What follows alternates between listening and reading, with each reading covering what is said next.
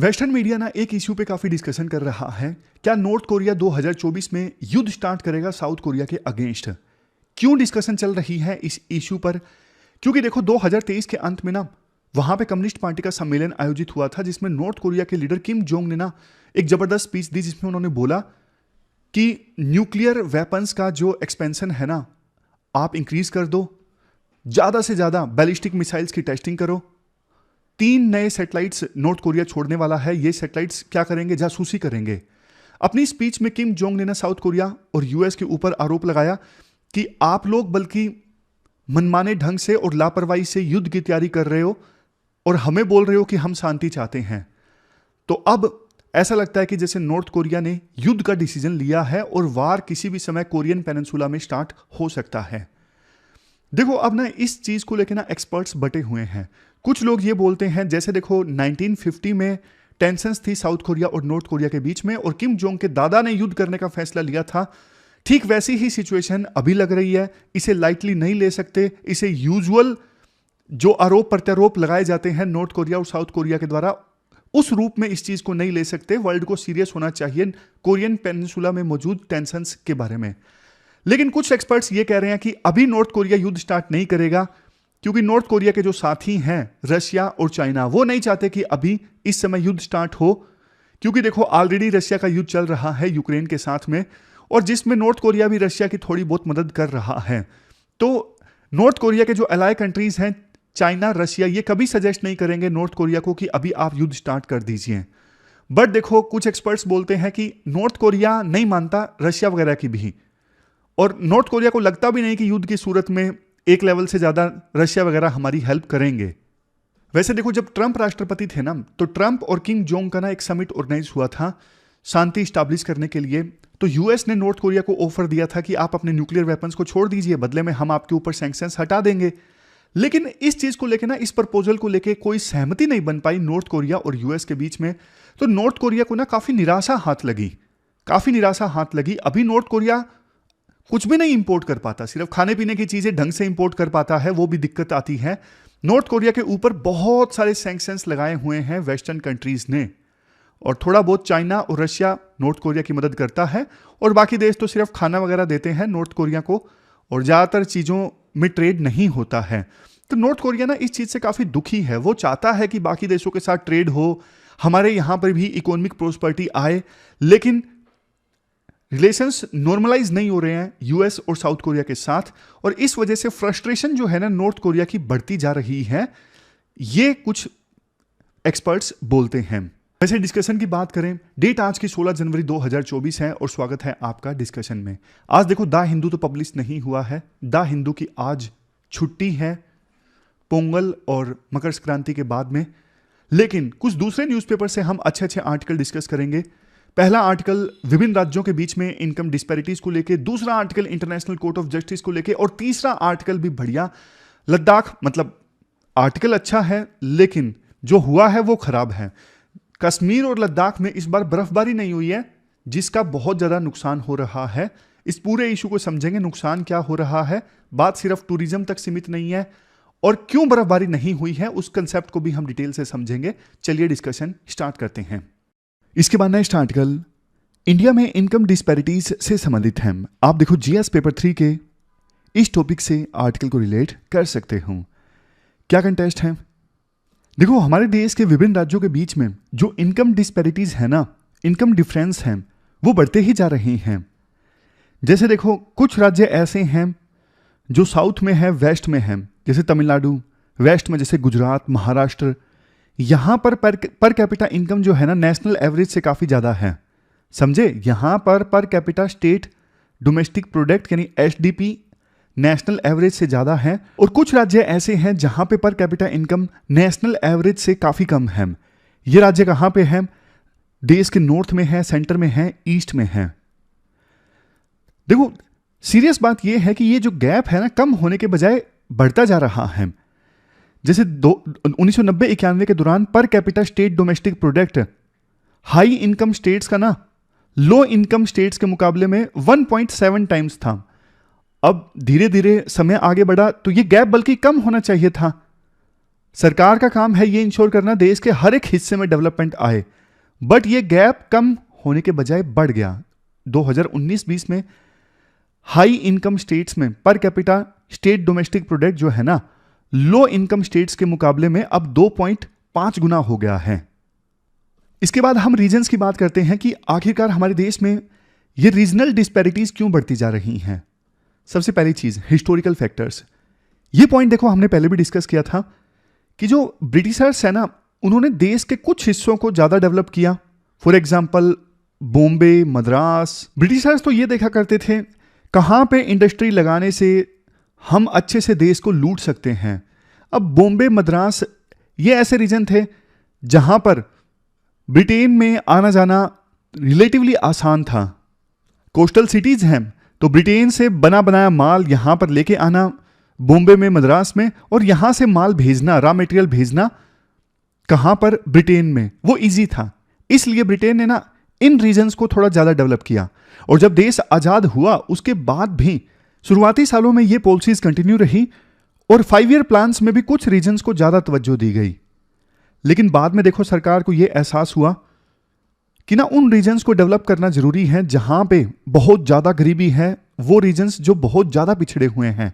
इसलिए आप देखोगे ये बड़ी बड़ी इंडस्ट्रीज उस समय लगाई गई थी ना, जैसे राउरकेला, भिलाई। यहां पर इंडस्ट्रीज लगाने में एक फैक्टर तो ये था ही कि रॉ मटेरियल नजदीक है, वहां पे रिसोर्सेज हैं, बट देखो एक दूसरा फैक्टर ये भी कि डेवलपमेंट थोड़ा ना इक्वल आनी चाहिए। ये फैक्टर भी उस समय भारत सरकार ने कंसीडर किया था। इसी वजह से बैकवर्ड रीजन्स में इंडस्ट्रीज लगाई गई। लेकिन दिक्कत ये थी यहां पर ना एंसिलरी इंडस्ट्री नहीं डेवलप हो पाई। एंसिलरी इंडस्ट्री जानते हो क्या है? जैसे देखो गुरुग्राम में मारुति ने अपनी फैक्ट्री लगाई। अब ना मारुति को बहुत सारे बने बनाए प्रोडक्ट चाहिए, जैसे स्टीयरिंग चाहिए, ब्रेक चाहिए और कार के दूसरे कंपोनेंट चाहिए, जो अपनी फैक्ट्री में लाके मारुति उनको असेंबल कर सके। तो इसके चलते ना गुरुग्राम मारुति की फैक्ट्री के आसपास, मानेसर के आसपास बहुत सारी एंसिलरी इंडस्ट्री डेवलप हो गई है। कोई फैक्ट्री ऐसी है जो स्टीयरिंग बनाती है कार के, कोई फैक्ट्री ऐसी है टायर बनाती है, कोई फैक्ट्री ऐसी है जो ब्रेक बनाती है। ये मैं आपको एग्जांपल दे रहा हूं। मतलब पूरी ऑटोमोबाइल इंडस्ट्री का ना मारुति की फैक्ट्री के आसपास एक बढ़िया सा इकोसिस्टम बन गया है। लेकिन ना ये बड़ी बड़ी इंडस्ट्रीज राउरकेला, भिलाई यहां पर लगी ना, यहां पे एंसिलरी इंडस्ट्री नहीं डेवलप हो पाई। अब उसका रीजन देखो कुछ भी हो सकता है। वहां की सरकार ने इतना सपोर्ट नहीं किया एंसिलरी इंडस्ट्री को डेवलप होने के लिए। एंसिलरी इंडस्ट्री डेवलप नहीं हुई, इस वजह से ज्यादा जॉब जनरेट नहीं हुई, ज्यादा इन्वेस्टमेंट नहीं आई, यह दिक्कत हो गई। इसके बाद नेक्स्ट है failure of India's industrialization strategy. देखो ये पॉइंट तो आपको पता ही है। हमारे देश में ना ऐसा होना चाहिए था कायदे से, एग्रीकल्चर सेक्टर के बाद मैन्युफैक्चरिंग सेक्टर बढ़िया ढंग से डेवलप होता और वो देश की ग्रोथ में ज्यादा कंट्रीब्यूट करता। लेकिन एग्रीकल्चर सेक्टर के बाद ना सीधा हम सर्विस सेक्टर पे आ गए। सर्विस सेक्टर एकदम से देश की ग्रोथ में ज्यादा कंट्रीब्यूट करने लगा। अब सर्विस सेक्टर आपको पता है ऐसा सेक्टर है जो एक लेवल से ज्यादा जॉब्स नहीं जनरेट कर सकता एकदम से। अब कोई एग्रीकल्चर से निकलेगा और वो एकदम से हाई फाई जॉब करने लगेगा सर्विस सेक्टर में, आप सबसे ये नहीं अफोर्ड कर सकते ना।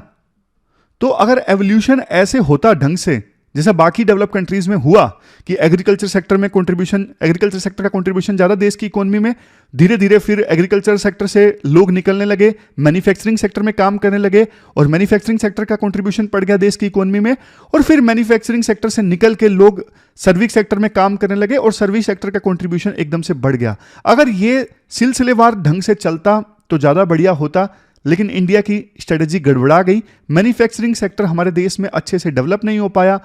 इस वजह से जितनी जॉब्स हमने सोची थी उतनी जॉब्स नहीं जनरेट हो पाई। आप ये आंकड़ा देखिए, 2012 से लेकर 2019 के बीच में ना जितने लोग काम करते हैं ना इंडस्ट्रियल सेक्टर में, उनकी संख्या में 1% भी इजाफा नहीं हुआ है। ये चुकाने वाला आंकड़ा है। इससे पता लगता है कि मैन्युफैक्चरिंग सेक्टर जॉब्स नहीं जनरेट कर पा रहा है हमारे देश में। फिर next point, concentration of service sector in high income state. देखो ज्यादा मजबूत सर्विस सेक्टर पता है कहां पे है? हाई इनकम स्टेट में है, जैसे महाराष्ट्र में, तमिलनाडु में, कर्नाटक में। यहां पे सर्विस सेक्टर ज्यादा स्ट्रांग है। आप ये आंकड़ा देखिए, सर्विस सेक्टर में भी आईटी सेक्टर सबसे ज़्यादा स्ट्रॉन्ग है। आईटी कंपनीज सबसे ज़्यादा कंट्रीब्यूट करती हैं सर्विस सेक्टर में देश की ग्रोथ में। कितना? 7.4% ऑफ जीडीपी, और ऑलमोस्ट 54 लाख लोगों को जॉब्स देती हैं आईटी कंपनीज हमारे देश में। लेकिन देखो, ये हाई इनकम स्टेट्स में कॉन्सेंट्रेटेड हैं। मतलब गरीब राज्यों में, फॉर एग्जांपल बिहार में, आपको आईटी कंपनीज नहीं देखने को मिलेंगी। हालांकि राइटर कहते हैं कई राज्यों की अच्छी पॉलिसीज के कारण अब ट्रेंड चेंज हो रहा है। जैसे जयपुर में, इंदौर में, भोपाल में और भुवनेश्वर में कुछ आईटी कंपनीज आके काम कर रही हैं। ये भी इन्फोटेक हब के रूप में इमर्ज हो रही हैं, लेकिन बहुत धीरे धीरे। इसके बाद एक इंपॉर्टेंट पॉइंट ये आता है, पहले देखो पब्लिक इन्वेस्टमेंट ज़्यादा होती थी, और सरकार जब इन्वेस्ट करती है ना, सरकार देख दाख के इन्वेस्ट करती है कि हाँ, ये राज्य तो ठीक ठाक चल रहा है, ये राज्य थोड़ा ज़्यादा गरीब है, यहाँ पे हम कोई इंडस्ट्री स्टैब्लिश करते हैं। बट देखो, अब ना प्राइवेट कंपनीज की तरफ से इन्वेस्टमेंट बढ़ गई है, और प्राइवेट कंपनी आपको पता है इस मोटिव के साथ काम नहीं करती कि इक्वल डेवलपमेंट आनी चाहिए देश में। वो तो वहाँ पे इन्वेस्ट करेगी जहाँ पे उसको ज़्यादा फायदा मिल रहा है। और आमतौर पे ना हाई इनकम स्टेट्स में इंफ्रास्ट्रक्चर थोड़ा ज़्यादा बढ़िया मिलता है। हाई इनकम स्टेट्स की इकोनॉमिक पॉलिसीज भी अच्छी होती हैं, वो ज़्यादा सब्सिडी भी दे देते हैं, तो प्राइवेट कंपनीज फिर वहाँ पे जाके ही काम करने लगती हैं। इसलिए डिस्पैरिटी जो है इनकम में और ज़्यादा बढ़ती जाती है। नेक्स्ट पॉइंट है poor linkage of economic hubs. देखो, हमारे देश में ये जो हब्स है ना, जैसे सूरत एक हब है टेक्सटाइल इंडस्ट्री का, बेंगलोर एक हब है किसका? आईटी कंपनीज का। उसी प्रकार से तमिलनाडु में ऑटोमोबाइल इंडस्ट्री बढ़िया है। राइटर ये कहते हैं, देखो इन हब्स के बीच में ना आपस में कनेक्टिविटी काफी पुअर रहती है आमतौर पे। ये देखो, ज्योग्राफिकली ये जो हब्स है ना आपस में लेस कनेक्टेड हैं। अगर आप यूएस में, चाइना में देखोगे ना, बड़े जो हब हैं ग्रोथ के, वो आपस में बहुत जबरदस्त ढंग से कनेक्टेड हैं। हमें इस चीज पे ध्यान देना होगा, नेशनल वैल्यू चेन बने। मतलब कि सूरत में अगर कपड़ा बन रहा है ना, मतलब रेडीमेड कपड़े अगर सूरत में बन रहे हैं, तो कपड़ों में जिन चीजों की आवश्यकता है वो कहीं और अवेलेबल हो। तो इस प्रकार से ना एक देश के अंदर ही वैल्यू चेन बन जाए कि टेक्सटाइल इंडस्ट्री सूरत में है तो मशीनें बन रही हैं किसी और शहर में, महाराष्ट्र के किसी शहर में, और कपड़े के लिए कॉटन आ रहा है कहीं और से, फॉर एग्जांपल हरियाणा से। इस प्रकार से ना वैल्यू चेन बनती जाए तो मजे आए हमारे देश में। और ना बड़ी बड़ी सिटीज में जो ग्रोथ रेट देखने को मिल रही है ना जबरदस्त, चाहे वो सूरत हो, बेंगलुरु हो, इनका ना स्पिल ओवर इफेक्ट नहीं देखने को मिल रहा है। स्पिल ओवर इफेक्ट मतलब अब सूरत के आसपास टेक्सटाइल इंडस्ट्री से संबंधित एजुकेशन भी आए, टेक्सटाइल इंडस्ट्री से संबंधित कुछ और एंसिलरी इंडस्ट्री आए सूरत के आसपास, तो ना इससे क्या स्पिल ओवर इफेक्ट हो कि सूरत के आसपास भी डेवलपमेंट आए बढ़िया से। ये चीज हम नहीं इंश्योर कर पाए हैं। फिर इसके बाद पॉइंट आता है कि ग्रीन रेवोल्यूशन की सक्सेस भी देखो लिमिटेड राज्यों में देखने को मिली, जैसे हरियाणा में, पंजाब में, वेस्टर्न यूपी में, और बाकी राज्यों में जहां पे एग्रीकल्चर ज्यादा होता है ग्रीन रेवोल्यूशन का इतना फायदा नहीं हुआ। इसके बाद next, labour force disparity. Northern और सेंट्रल स्टेट्स में ना urban labour force participation rate काफ़ी ज़्यादा कम है, और वो वर्कर्स जिनके पास रेगुलर वेज हैं या फिर जो सैलरी पे काम करते हैं, ऐसे वर्कर्स का परसेंटेज नेशनल एवरेज से कम है। इसके अलावा इंजीनियरिंग एजुकेशन की एक्सेस भी नॉर्दर्न स्टेट्स में रिलेटिवली कम है। हाई इनकम स्टेट्स में अच्छे इंजीनियरिंग कॉलेजेस ज़्यादा हैं। Next, poor investment in education. देखो, हेल्थ स्पेंडिंग बढ़ रही है, 4.5% से लेके 6.6% हो गई है, लेकिन एजुकेशन में जो स्पेंडिंग है ना वो बल्कि कम हो गई है पहले के अपेक्षाकृत। इसके अलावा एंटरप्रेन्योरशिप में इम्बैलेंस है। 75% जो नंबर ऑफ फैक्ट्रीज है ना वो देखो हाई इनकम स्टेट्स में कॉन्सेंट्रेटेड है। इसके अलावा ज़्यादा एम्प्लॉयमेंट हाई इनकम स्टेट्स में कॉन्सेंट्रेटेड है, तो मतलब ज़्यादा एंटरप्रेन्योरशिप आपको हाई इनकम स्टेट्स में देखने को मिलेगी। अब इसके बाद ना राइटर इम्पैक्ट भी डिस्कस करते हैं हम। जैसे देखो, इसका इम्पैक्ट ये होता है कि जो लो इनकम स्टेट्स है ना, फॉर एग्जांपल बिहार जैसे स्टेट्स, वहां से फिर वर्कर्स जाने लगते हैं हाई इनकम स्टेट्स में काम करने के लिए। अब वहां पे वो जाएंगे काम करने के लिए, काम तो मिल जाता है लेकिन घर वगैरह वहां पे बहुत महंगे हैं, तो स्लम डेवलप होना स्टार्ट हो जाता है। हाई इनकम स्टेट्स में सिटीज़ बहुत ओवर क्राउडेड हो जाती हैं, स्लम्स बन जाते हैं, अर्बन हाउसिंग की कॉस्ट में काफ़ी इजाफा हो जाता है, बेसिक एमिनिटीज़ प्राप्त करने में दिक्कत आती है जैसे हेल्थ, न्यूट्रिशन, ये सब चीज़ें। तो ये नेगेटिव इंपैक्ट है इनकम डिस्पैरिटीज़ का। सरकार क्या कर रही है? सरकार ने देखो काफ़ी स्टेप्स लिए तो हैं, जैसे 14th फाइनेंस कमीशन में 50% वेट दिया गया है इनकम डिस्टेंस को। मतलब किसी देश में, किसी राज्य में पर कैपिटा इनकम जो है वो नेशनल पर कैपिटा इनकम से कितनी कम है, जिसकी ज़्यादा कम है उसको फिर ज़्यादा वेटेज मिलती है फाइनेंस कमीशन से पैसा मिलने में। सरकार ने बैकवर्ड रीजन्स को डेवलप करने के लिए एक अलग से स्कीम चलाई थी, backward region grant fund scheme, ताकि बैकवर्ड रीजन्स को ज़्यादा फंड मिले, ज़्यादा ग्रांट मिले। फिर सरकार ने राष्ट्रीय सम विकास योजना चलाया था, बैकवर्ड एरियाज में फोकस्ड डेवलपमेंट लाने के लिए, जल्दी जल्दी डेवलपमेंट लाने के लिए। इसके बाद बीजेपी की सरकार आई तो इन्होंने एक स्कीम चलाई, 112 हमारे देश में सबसे कम जो डेवलप्ड डिस्ट्रिक्ट्स हैं ना उनकी पहचान की गई ताकि उन पे ज़्यादा फोकस किया जा सके। फिर एक स्कीम चली नेशनल रूरल लाइवलीहुड मिशन, ये स्कीम पुवर्टी रिडक्शन के लिए चली, खास करके गरीब लोगों के लिए और महिलाओं के लिए। लास्ट में बारी आती है वे फॉरवर्ड की, क्या जाना चाहिए। राइटर देखो वही बात बोलते हैं, आप ना वैल्यू चेन्स क्रिएट करो कि लो इनकम स्टेट्स और हाई इनकम स्टेट्स आपस में ना कनेक्टेड हो, कि कोई चीज अगर हाई इनकम स्टेट में मैन्युफैक्चर हो रही है तो रॉ मटेरियल या फिर उसके कुछ कंपोनेंट लो इनकम स्टेट में मैन्युफैक्चर हो, ऐसा कुछ कर लीजिए ताकि ना हाई इनकम स्टेट्स और लो इनकम स्टेट्स आपस में कनेक्टेड हो। समझ रहे हो? ऐसी नेशनल पॉलिसी हमें बनाने की आवश्यकता है। फिर उसके बाद देखो कुछ जनरल पॉइंट्स हैं, कॉमन पॉइंट्स हैं। फॉर एग्जांपल स्किल डेवलपमेंट पे ध्यान दो और रीजन स्पेसिफिक पॉलिसीज बनाओ। सभी राज्यों के लिए सेम पॉलिसीज एप्लीकेबल होंगी ऐसा नहीं होता, सभी राज्यों की आवश्यकताएं अलग अलग हैं। मतलब बिहार को देखते हुए आप अलग ढंग की पॉलिसी बनाओगे, गुजरात में अलग चीज़ों की रिक्वायरमेंट है तो दोनों के लिए सेम पॉलिसी नहीं बन सकती। गरीब राज्यों के लिए ना उधार लेने की लिमिट आप थोड़ी इंक्रीज कर दो ताकि गरीब राज्य ज़्यादा उधार लेके इंफ्रास्ट्रक्चर पे डेवलप करें और वहाँ पे ज़्यादा इन्वेस्टमेंट आए। और सबसे लास्ट में female labour force participation rate increase होना चाहिए।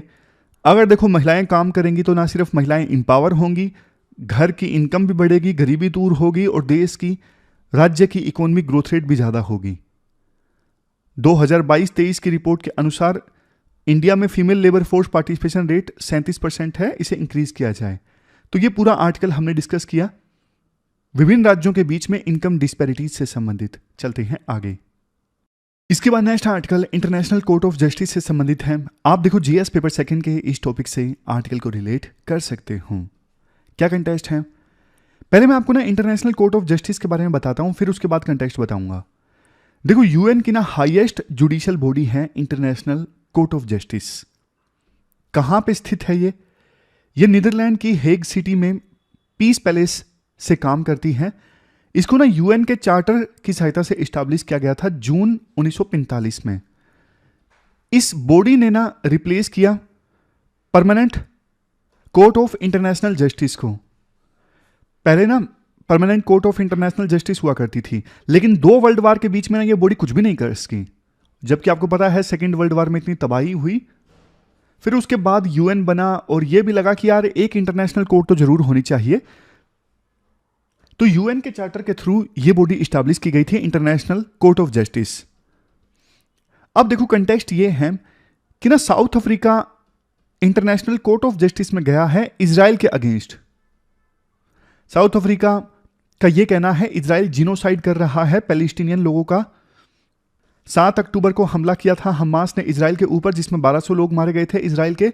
लेकिन उसके बाद इजराइल अंधाधुंध पैलेस्टीन के लोगों को मार रहा है गजा पट्टी में, और अभी तक 23,000 पैलेस्टीन के लोग मारे जा चुके हैं और 90% जो जनसंख्या है गजा की वो डिस्प्लेस हो चुकी है। तो प्रोसीडिंग स्टार्ट करने के लिए इंटरनेशनल कोर्ट ऑफ जस्टिस में साउथ अफ्रीका ने पिटीशन फाइल की है। देखो इंटरनेशनल कोर्ट ऑफ जस्टिस में ना टोटल 15 जज काम करते हैं, और ये जो जज काम करते हैं ना इनका कार्यकाल होता है एक जज का 9 साल का। इलेक्शन के लिए साइमल्टेनियस इलेक्शंस होते हैं यूएन जनरल असेंबली में और यूएन सिक्योरिटी काउंसिल में। कई बार किसी केस की सुनवाई करते वक्त एड होक जज को भी शामिल किया जाता है, वो जज जिनको ना उस मुद्दे से संबंधित कुछ स्पेशलाइज्ड नॉलेज होती है, तो उनको भी केस की सुनवाई में कई बार शामिल किया जाता है। अब देखो, उम्मीद तो ये की जाती है कि इंटरनेशनल कोर्ट ऑफ जस्टिस में जो जज काम कर रहे हैं ना, वो ये नहीं देखेंगे कि हम किस देश से आते हैं, मैं भारत का हूं, मैं रशिया का हूं या चाइना का हूं। जज का काम ये सब देखना नहीं होता। जज काम करें इम्पार्शियल होके, सिर्फ वही स्टैंड ना लें जो उनके देश का है। जैसे इंडिया के जज जो है ना, Dalveer Bhandari, international court of justice में जाके वही स्टैंड ना लें जो इंडिया का स्टैंड है, वो एज ए जज काम करें, ये एक्सपेक्ट किया जाता है विभिन्न देशों के जजेस से जो काम करते हैं इंटरनेशनल कोर्ट ऑफ जस्टिस में। बट ऐसा होता नहीं है।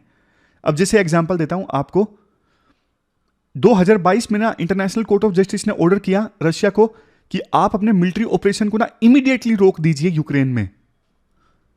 लेकिन देखो, रशिया और चाइना के जो जज थे ना, उन्होंने इस डिसीजन के अगेंस्ट जाके वोट दिया। मतलब आ गई ना वही चीज कि आप रशिया से हो, चाइना से हो, इन दोनों देशों का stand international court of justice के फैसले के खिलाफ था। तो जज ने भी, उन देशों के जज ने भी यही बोला। जबकि देखो, भारत के जज भी शामिल थे, जस्टिस दलवीर भंडारी। इन्होंने इस जजमेंट के फेवर में अपना वोट दिया कि हां, रशिया को यूक्रेन में अपने ऑपरेशंस इमीडिएटली रोक देने चाहिए। जबकि इंडिया का स्टैंड अलग था। इंडिया ने यूएन में इस मुद्दे पे एब्सटेन किया था। चलो, ये तो एक पॉइंट है। अब देखो, दूसरा पॉइंट ये आता है, इंटरनेशनल कोर्ट ऑफ जस्टिस ने अपना फैसला सुना भी दिया। वैसे तो लीगली बाइंडिंग होता है इंटरनेशनल कोर्ट ऑफ जस्टिस का फैसला, बट देखो, इन्फोर्स कौन करवाएगा? इन्फोर्समेंट की दिक्कत है। एक बार इंटरनेशनल कोर्ट ऑफ जस्टिस ने अपना फैसला दे दिया ना, तो international court of justice expect करता है कि यूएन सिक्योरिटी काउंसिल अब इस फैसले को इंप्लीमेंट करवाए।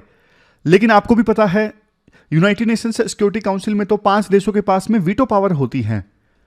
अब आदेश दिया इंटरनेशनल कोर्ट ऑफ जस्टिस ने रशिया को कि ऑपरेशंस रोक दीजिए। ज्यादा से ज्यादा security council international court of justice के इस फैसले को इंप्लीमेंट करवा सकती है, लेकिन सिक्योरिटी काउंसिल में जो परमानेंट मेंबर्स हैं उसमें से एक भी देश अपनी वीटो का इस्तेमाल कर ले तो फिर वो फैसला नहीं इंप्लीमेंट हो सकता। तो आपको पता है, रशिया के पास, चाइना के पास, इन दोनों देशों के पास तो वीटो पावर्स है। यही दिक्कत है, इन्फोर्समेंट पावर्स नहीं है इंटरनेशनल कोर्ट ऑफ जस्टिस के पास में। और आपको पता है, अगर इन्फोर्समेंट करवाने की पावर्स नहीं है तो कोई भी डिसीजन दे दो, फिर उसका फायदा क्या है? फिर इसके बाद आता है नेक्स्ट पॉइंट। जो बड़े बड़े देश है ना, वो इंटरनेशनल कोर्ट ऑफ जस्टिस में जब केस चलता है तो केस, उनसे संबंधित जब केस होता है तो वो सुनवाई में शामिल ही नहीं होते। जैसे रशिया के खिलाफ केस चला, रशिया अपने केस की सुनवाई के दौरान शामिल ही नहीं हुआ और मजाक उड़ाने लगा कि कोई केस बनता ही नहीं हमारे खिलाफ, तो हम प्रोसीडिंग में शामिल नहीं होंगे। उसी प्रकार से यूएस ने भी किया। निकारागुआ और यूएस के बीच में केस चला, यूएस ने शामिल होने से मना कर दिया। यूएस ने कहा कि हमारे खिलाफ कोई केस नहीं बनता है, और बाद में केस यूएस के अगेंस्ट भी आया। लेकिन बात वही, मामले को अब इन्फोर्स कौन करवाएगा? जजमेंट को अब इन्फोर्स कौन करवाएगा? एक कंसर्न ये भी है, इंटरनेशनल कोर्ट ऑफ जस्टिस में जो केस जाते हैं ना, उनका जजमेंट आते आते सालों साल लग जाते हैं। तब तक तो देखो, वो इशू पुराना भी हो चुका होता है, उसका कोई ना कोई रिजल्ट वैसे ही आ चुका होता है। जैसे देखो, 2019 में ना गैम्बिया ने म्यांमार के खिलाफ केस फाइल किया, क्योंकि म्यांमार में जो सरकार है ना और वहां की मिलिट्री है, रोहिंग्या रिफ्यूजीज के ऊपर अत्याचार कर रही थी। लेकिन वो केस ना अभी भी ट्रायल में है, कोई जजमेंट नहीं आया है। तो ये कंसर्न है, क्या है कि बहुत समय लग जाता है इंटरनेशनल कोर्ट ऑफ जस्टिस में जजमेंट आने में। देखो, वैसे इंटरनेशनल कोर्ट ऑफ जस्टिस के पास ना दोनों तरह की जुरिडिक्शन है। एडवाइजरी जुरिडिक्शन भी है नंबर 1, और दूसरे नंबर पे दो देशों के बीच में डिस्प्यूट हो जाए उनसे संबंधित केसेस में भी जुरिडिक्शन है। पहली जुरिडिक्शन की बात करें, जैसे देखो, कोई और इंटरनेशनल एजेंसी है या फिर यूएन का और कोई ब्रांच है, ऑर्गन है, वो इंटरनेशनल कोर्ट ऑफ जस्टिस से ना एडवाइस मांग सकता है कि इस कन्वेंशन के बारे में, इस लॉ के बारे में आप एडवाइस दीजिए। तो ये है पहले नंबर की जुरिडिक्शन। दूसरे नंबर की जुरिडिक्शन, जैसे देखो, दो देशों के बीच में बाउंड्री डिस्प्यूट हो गया, या फिर भारत पाकिस्तान के बीच में कुलभूषण जाधव को लेके केस है, तो ऐसे ऐसे जो डिस्प्यूट्स है ना दो देशों के बीच में, उनको लेके भी जुरिडिक्शन है इंटरनेशनल कोर्ट ऑफ जस्टिस की। पिछले कुछ दशकों में ना बहुत सारे स्टेट्स ने इंटरनेशनल कोर्ट ऑफ जस्टिस का दरवाजा खटखटाया है नए नए इश्यूज को लेके। जैसे ह्यूमन राइट्स का वायलेशन हो रहा है इस देश में, वो देश इन्वायरमेंट का वायलेशन कर रहा है तो उसके खिलाफ एक्शन लीजिए। तो इन नए नए इश्यूज पे इंटरनेशनल कोर्ट ऑफ जस्टिस ने अपना जजमेंट दिया है और बहुत सारे लॉज पे क्लैरिफिकेशन भी दी है दूसरी इंटरनेशनल एजेंसीज के कहने पे, यानी एडवाइजरी जो जुरिडिक्शन है उसका भी ठीक ढंग से इस्तेमाल किया है इंटरनेशनल कोर्ट ऑफ जस्टिस ने। जैसे एक बढ़िया एग्जांपल है, डेमोक्रेटिक रिपब्लिक ऑफ कोंगो और उगांडा दोनों के बीच में लड़ाई हो गई थी। डेमोक्रेटिक रिपब्लिक ऑफ कोंगो ने उगांडा पे आरोप लगाया कि आपने हमारे यहाँ पर नेचुरल रिसोर्सेज को नुकसान पहुंचाया है, लोगों को मारा है, तो बदले में ना इसका हर्जाना आप हमें दीजिए, कंपनसेशन दीजिए। तो इंटरनेशनल कोर्ट ऑफ जस्टिस ने जजमेंट दिया 2022 में कि उगांडा जो है ये डेमोक्रेटिक रिपब्लिक ऑफ कोंगो को ना हर साल एक इंस्टॉलमेंट देगा और टोटल 5 सालों के अंदर अंदर $325 मिलियन उगांडा के द्वारा डीआरसी कोंगो को दिए जाएंगे।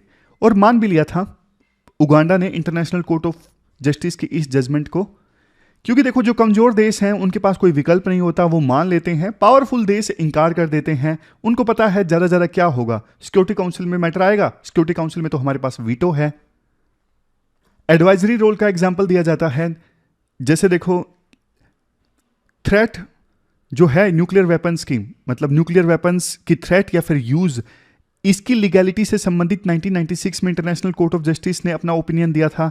इसके अलावा 2004 में एक मामला आया था कि ऑक्युपाइड पैलेस्टीनियन टेरिटरी में वाल इजराइल बना रहा था, तो इस पे अपना ओपिनियन दिया था इंटरनेशनल कोर्ट ऑफ जस्टिस ने।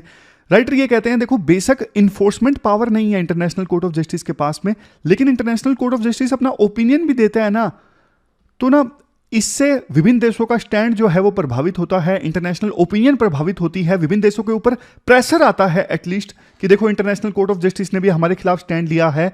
ये फायदा है इंटरनेशनल कोर्ट ऑफ जस्टिस का।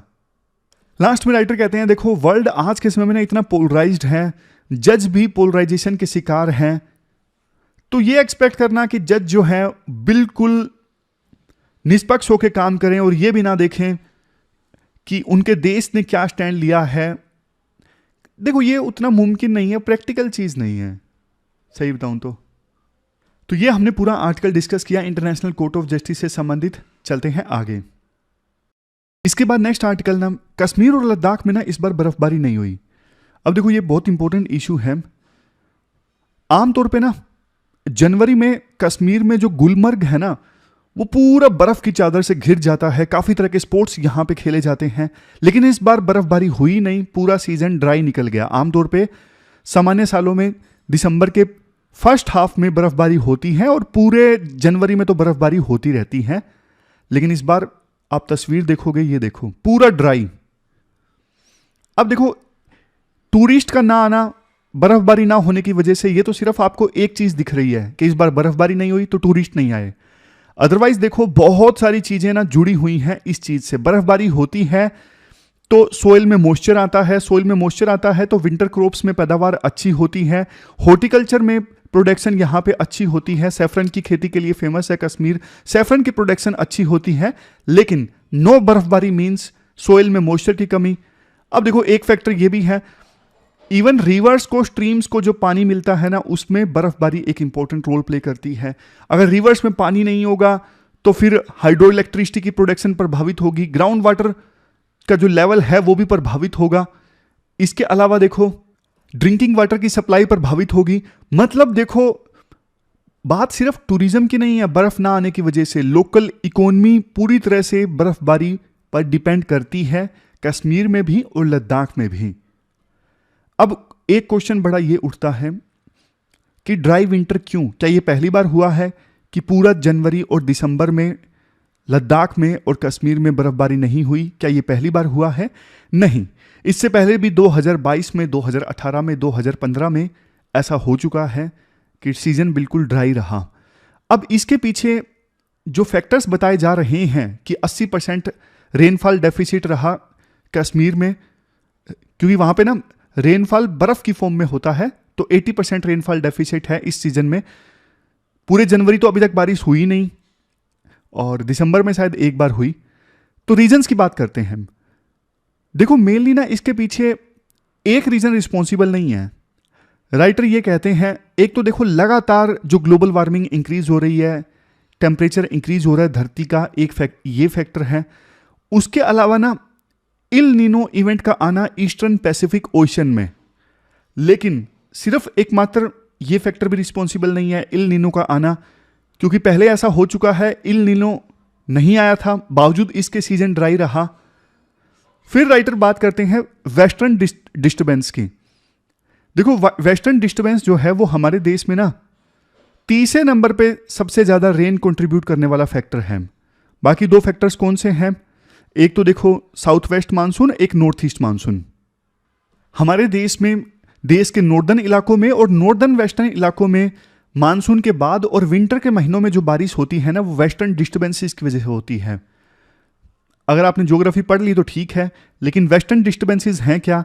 देखो वेस्टर्न डिस्टर्बेंसेस ना एक प्रकार से विंड्स हैं जो ईस्टवर्ड मूव करती हैं।